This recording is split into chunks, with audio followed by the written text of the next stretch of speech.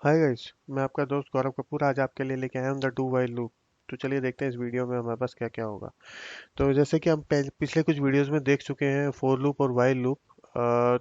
और आज हम देखेंगे डू वाइल लूप। तो चलिए शुरू करते हैं। अच्छा, तो लूप्स होते क्या हैं? किसी भी स्टेटमेंट को जब हम एग्जीक्यूट करते हैं तो उसको कितनी बार एग्जीक्यूट करना है, मतलब एक फाइनाइट नंबर ऑफ टाइम्स के लिए जितनी बार भी एग्जीक्यूट करना है उसको हम बोलते, उसको जितनी बार भी एग्जीक्यूट करते हैं उसको हम बोलते हैं लूप। मतलब उसको रिपीटेडली चलाते हैं। तो यहाँ पे हमारे पास फोर लूप था, हमारे पास था वाइल लूप। तो वो चीज़ें थी पुरानी टाइप की, क्योंकि उसमें हमारे पास पता था हमें कि कितनी बार चलाना है। अभी आया है कि हमें पता नहीं है कि हमें कितनी बार चलाना है, यूज़र जितना भी इनपुट देगा हमें उस हिसाब से उस लूप को चलाना है। तो जैसे नीचे एक प्रोग्राम देखते हैं जिसमें हमने एक कैरेक्टर लिया, अनदर हमने एक इंटीजर लिया नंबर, और हमें इस नंबर का स्क्वायर रूट बताना है। अभी यूज़र जितनी बार भी जितने भी नंबर देगा हमें उसे उतनी बार उसका स्क्वायर रूट बता के, उसके बाद जब यूज़र बोलेगा कि बस करो तो हमें उसको स्टॉप कर देना। तो चलिए इस चीज़ को पहले इसको पहले प्रोग्राम में देखते हैं, उसके बाद इसको आगे बढ़ाएंगे, इसको समझेंगे, ठीक है। तो चलिए पहले प्रोग्राम देखते हैं। तो ये मैं आपके लिए लेके आया हूँ प्रोग्राम। चलिए पहले इसको एग्जीक्यूट करके देखते हैं। तो इसने बोला एंटर द नंबर, मैंने यहाँ पे 4 डाला और एंटर किया, 4 का है 16। इसने बोला want to enter another number, yes और नो, मैंने बोला यस। और अभी मैं नंबर डालूंगा 5। इसने दोबारा से नंबर पूछा तो मैंने नंबर डाला 5, अभी 5 का 25। इसने फिर से पूछा want to add any other number, मैंने इस बार लिखा नो, क्योंकि मैं और नंबर ऐड नहीं करना चाहता, क्योंकि आपको समझाना भी है। तो यहाँ पे अभी यूजर जितनी बार भी उसको यस दबाएगा, हर बार वो लूप में जाएगा और उसको दोबारा से रिपीट करेगा। तो उसको रिपीट करने का मतलब क्या होता है? मतलब वो लूप में उसको भेज रहा है, तो कंडीशंस हमारी चेक होंगी जैसे हमारा फोर लूप में और वाई लूप में होता था। अभी यहाँ पे हमारे पास जो डू वाई लूप है, लेकिन आपने ये देखा होगा यहाँ पे लूप पे पहले नहीं गया, यहाँ पे पहले डू किया है। इसने पहले काम किया, उसके बाद इसने वाइल किया है। बाद में मतलब वाइल के मतलब कंडीशन चेक किया है।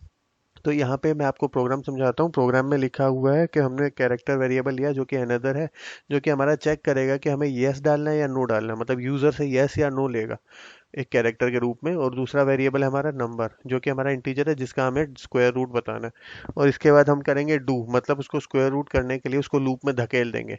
जब वो लूप में आ गया तो हमने पहले प्रिंट करवाया कि नंबर डालने के लिए कहा यूजर को।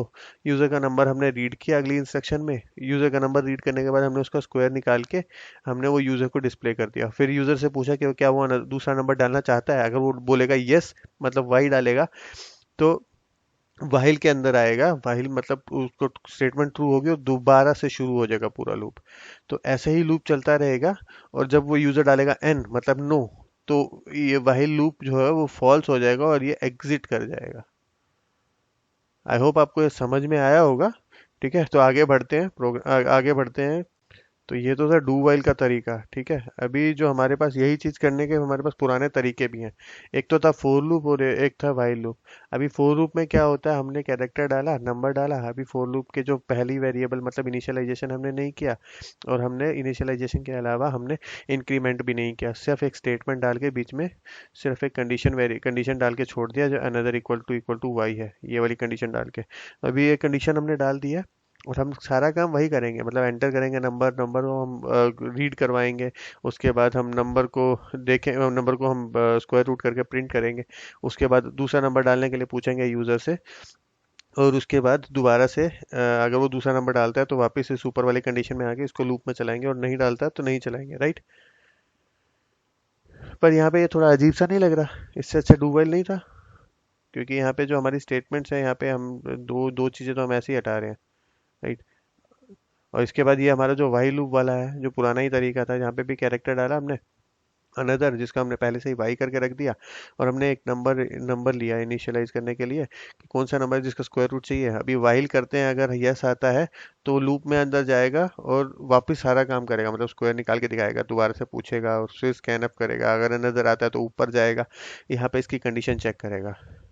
पर जब हम, आप एक चीज नोटिस कीजिए, हम सबसे नीचे आ रहे हैं और फिर हम कंडीशंस को चेक करने के लिए वापस ऊपर जा रहे हैं, राइट। और जब हम पुराने वाले में थे तो हमने सारा काम कर लिया था, उसके बाद हमने कंडीशन चेक की थी। और अगर कंडीशन हाँ कर रही थी तब हम ऊपर जा रहे थे। मतलब दोनों में टाइमिंग कॉम्प्लेक्सिटी, मतलब दोनों का टाइमिंग हल्का हल्का चेंज होगा, राइट। यहाँ पे कंपाइलर को दो दो काम करने पड़ रहे हैं। पहले कंपाइलर को सब कुछ करना पड़ रहा है, उसके बाद उसको चेक करना पड़ रहा है, उसके बाद वो वापस लूप में जा रहा है। दूसरी और जो हमारा पुराने वाला तरीका, जो हमारा ये डू वाइल वाला तरीका है, वो पहले काम कर लेता है, उसके बाद अगर हमारे पास वो कंडीशन ट्रू करती है या फॉल्स करती है तब वो ऊपर जाता है।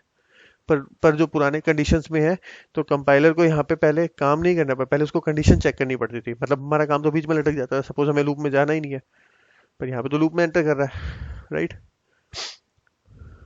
तो चलिए आगे बढ़ते हैं, आगे देखते हैं आगे क्या है। आगे है द ब्रेक स्टेटमेंट। अब सपोज हमें कुछ कोई भी चीज हमें लूप में है, हम लोग लूप से बाहर निकलना चाहते हैं, या फिर कोई भी चीज हम एग्जीक्यूट कर रहे हैं और ऑल ऑफ ए सडन हमें लगा कि हमारा काम हो गया, अब ब्रेक करते हैं और निकलते हैं। ब्रेक मतलब उसको खत्म करते हैं वहीं पर और निकलते हैं, मतलब लूप चल रही है, लूप को हमने बीच में रोक दिया और सीधा एंड स्टेटमेंट पे आ गए, तो उसको कहते हैं ब्रेक स्टेटमेंट। अभी यहाँ पे ब्रेक स्टेटमेंट के लिए भी मैंने एक प्रोग्राम बनाया, लिखा हुआ है। तो प्रोग्राम का क्वेश्चन है, ये write a program to determine whether the number is a prime or not. मतलब नंबर, अगर नंबर प्राइम कब होता है, जब वो या तो 1 से डिवाइड होता है या वो खुद से ही डिवाइड होता है। मतलब रिमाइंडर 0 आता है तो नंबर प्राइम होता है, तो वो खुद से डिवाइड करेगा या फिर वो नंबर 1 से डिवाइड करेगा तो रिमाइंडर आएगा 0। अभी उसको चेक करने के लिए हमने कुछ कंडीशंस लिखी हैं। All we have to do to test whether the number is prime or not is to divide it successively by all the numbers from 2 to 1 less than itself. मतलब वो जो नंबर हमने लिया है उससे एक कम, 2 से जो नंबर हमने लिया है उससे एक कम तक हर नंबर से डिवाइड करना है। सपोज हमने नंबर लिया 8, तो अभी 2 से लेके 8 तक, यानी कि 8 से एक कम तक, मतलब 2 3 4 5 6 7 तक सबसे उसको डिवाइड करके देखेंगे। अगर अगर उसका डिवीजन आता है 0 तो नंबर होगा नॉट प्राइम, राइट। और अगर उसका डिवीजन नहीं आता है 0 तो नंबर होगा प्राइम, क्योंकि हम प्राइम नंबर क्या होता है, वो खुद से और एक से डिवाइड करता है। तो चलिए इसको भी प्रोग्राम में देखते हैं। तो ये रहा आपका प्रोग्राम, इसको हम पहले बिल्ड करेंगे, रन करेंगे, उसके बाद मैं आपको पूरा प्रोग्राम समझाने की कोशिश। तो यहाँ पे हमने इसको बिल्ड किया और रन किया। अभी हमने पहला वैल्यू डाला, हम पहले डालते हैं 4। तो 4 is not a prime number, क्योंकि वो 2 से भी डिवाइड होता है और 4 से भी और 1 से भी डिवाइड होता है। तो चलिए अभी दूसरा वैल्यू चेक करते हैं, दोबारा से इसको एग्जीक्यूट करते हैं और हम नंबर डालते हैं 61। 61 is a prime number, right. तो वो खुद से ही डिवाइड होता है और 1 से डिवाइड होता है। तो चलिए चेक करते हैं इसमें क्या किया है हमने। हमने नंबर डाला 6, ठीक है। तो यहाँ पे हमने नंबर और एक वेरिएबल लिया आई, ठीक है। हमने नंबर डाला जो कि हमारे पास था 61। जब हमने 61 डाला तो स्कैन ऑफ किया हमने, उसके बाद आई की हमने वैल्यू रखी 2। अभी वाइल कंडीशन लगा के हमने 2 से लेके नंबर -1 मतलब 60 तक इसको सबसे डिवाइड करेंगे। अभी 2 से 61 तक, तो यहाँ पे हमने इंक्रीमेंट भी लगा दिया, ठीक है। अभी क्या हुआ, सबसे पहले ये 2 से चेक करेगा, if number mod mod I, यानी कि नंबर हमारा 61, mod I equal to 2। Mod I जो है वो 2 है, तो 2 से मोड लेगा। रिमाइंडर अगर इक्वल टू 0 आता है तो नॉट प्राइम है, लेकिन यहाँ पे रिमाइंडर इक्वल टू 0 नहीं आएगा, राइट। और उसके क्योंकि क्योंकि वो उससे डिवाइड हो ही नहीं सकता, ठीक है। मोड प्राइम मतलब वो आपस में वो लगातार उससे डिवाइड करता रहेगा। लाइक सपोज 2 से किया, तो सपोज वैल्यू थी हमारी 60, पहले 2 से किया तो 2 3 जा 6 और 0, रिमाइंडर आया 30, उसको फिर से 2 से करेगा, फिर से 2 से करेगा, फिर से 2 से करेगा, तो वो डिवाइड करता रहेगा। तो वो रिमाइंडर हमारा 0 नहीं आना चाहिए। अगर हमारा रिमाइंडर इक्वल टू 0 आता है तो वो प्राइम नंबर नहीं है। तो यहाँ पे ये चलता रहेगा। अभी ये लूप पहले यहाँ पे पहले 2 था, अभी फिर इंक्रीमेंट हुआ, अभी 3 is less than equal to num -1, फिर 4 is less than equal to num -1, अब 5 is less than equal to, फिर 60 is less than equal to num -1। अभी जब यहाँ तक आ गया तो यहाँ पे 60 तो यहाँ पे इसने चेक किया, यहाँ पे ये वैल्यू नहीं थी, राइट। अगर यहाँ पे वैल्यू नहीं है, मतलब इक्वल टू 0 नहीं आया, तो मतलब ये अभी भी प्राइम नंबर नहीं है, राइट। अभी हमें इससे ज़्यादा तो बढ़ाना नहीं है, तो हम आगे बढ़े और यहाँ पे हमारे पास ब्रेक स्टेटमेंट है, राइट। तो हमने ब्रेक किया और हम आगे बढ़ गए, मतलब हमें ये पता लग गया कि नॉट प्राइम है। 60 तक हमने यहाँ पे चेक किया पूरा का पूरा, तो नॉट प्राइम था, तो हमें इसको इंक्रीमेंट करने की ज़रूरत नहीं है, राइट।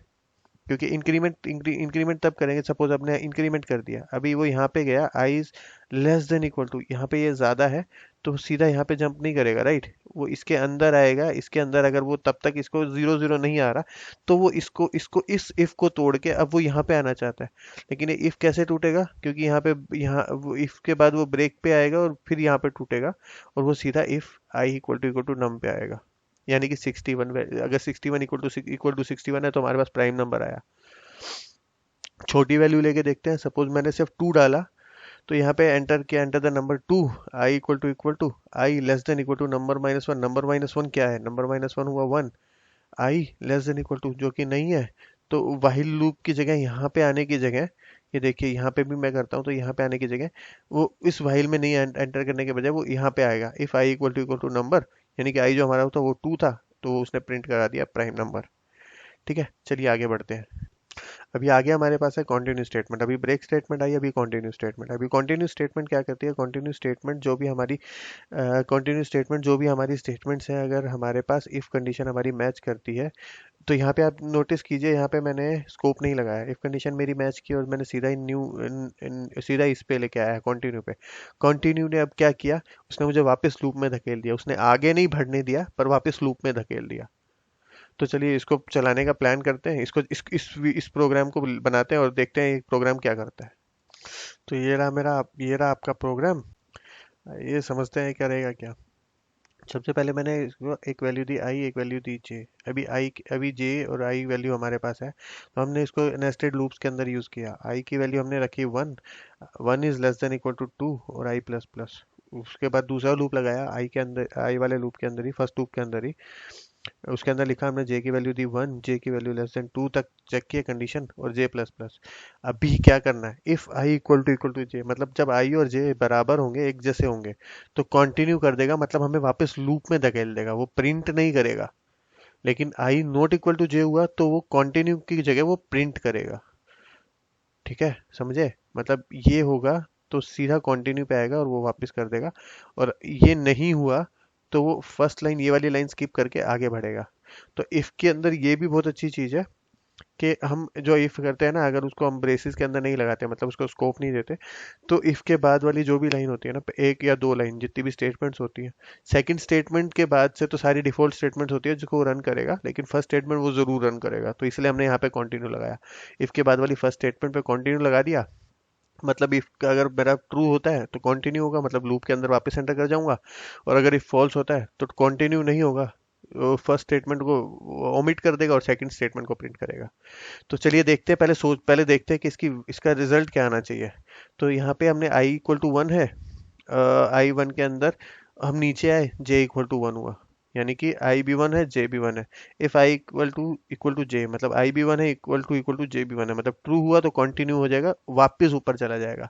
अभी यहाँ पे जे की वैल्यू आएगी 2, क्योंकि आई के अंदर हम लूप में है, जे की वैल्यू आई 2। अभी नीचे आए I equal to 1, J equal to 2, तो यहाँ पे प्रिंट करेगा आई एंड जे, मतलब 1 और 2 प्रिंट करा देगा। ठीक है, इसके बाद दोबारा से ऊपर आएगा, क्योंकि अभी फर्स्ट लूप तो खत्म नहीं हुआ, सेकंड लूप खत्म हो गया, लेकिन फर्स्ट लूप तो खत्म नहीं हुआ ना, अभी फर्स्ट लूप की वैल्यू आएगी 2, क्योंकि इंक्रीमेंट किया तो सेकंड लूप में आई की वैल्यू होगी 2।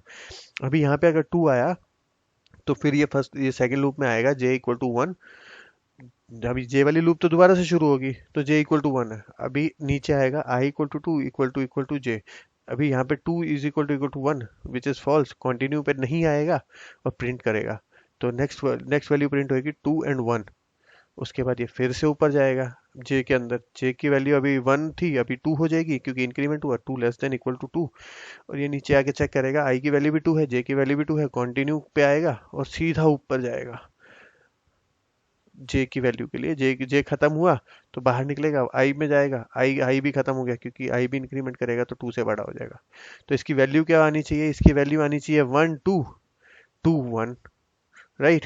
तो चलिए इसको रन करके देखते हैं कि क्या इसकी वैल्यू 1 2 और 2 1 आती है। तो हमने इसे रन किया, और यस, इसकी वैल्यू 1 2 और 2 1 आई। ठीक है, अब आप खुद देखेंगे इसकी वैल्यू आई इक्वल टू जे है ना, 1 1 और 1 और 2 2 नहीं आई, राइट।